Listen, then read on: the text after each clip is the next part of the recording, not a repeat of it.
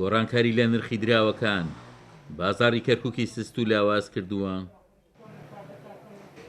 کاسبکەرانی شارەکە ئاماژە بە زیانەکانی پشت گۆڕانکاری نرخی دراوەکان دەکەن. پێیان دوایە سوودمەند لە گۆڕانکاریەکان حکوومەت و زەرمەندی شاوڵاتیانن.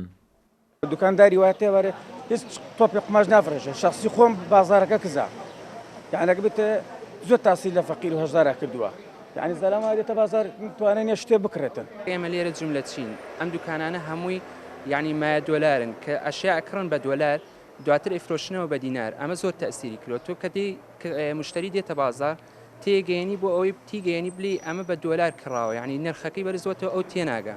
ئەم دوکانەی من سێ چوار نەفەری لێ ئیشە کرد باوەڕیت بە ئیسە بەس بە تەنیا خۆمم ئەوە لە بەیانیەوە هەتا ئەم دەقەیە سفتاحمان نەکردووە هەمووی سەرەکیەکەی بۆچی دێ بۆ ئەم دۆلارە بەرزکردنەوە.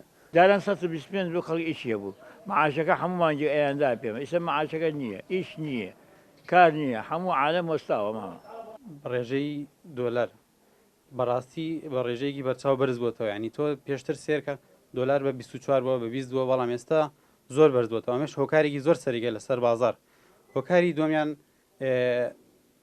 نەبوونی موچە ئێستا موچە لە کاتی خۆیدا نایەت.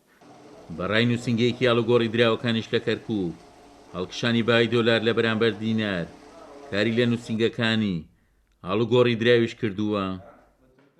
تۆزە ئەو 500 دینار بەرزە بێ دابەزێ ئەوە تقریبان استقراری کردووە دەها کەس اعتیمادی نەماوە لەسەر بازار بەرزە بێ دابەزێ بازارشی هەمووی ڕاگردووە ئەچیتە چوە دۆلار بەرزە کام بازار ئەڕۆی دۆلار بەرزە ئەچیتە مەعرەز بازار وەستاوە بازاری بەعامەتەن ڕاگردووە ئەم سعر دۆلار یاریەکە.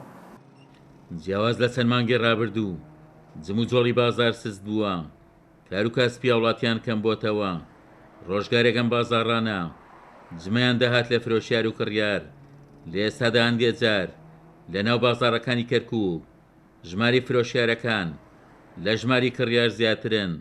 عومەر غەریب، کورسات نیوز، کەرکووک.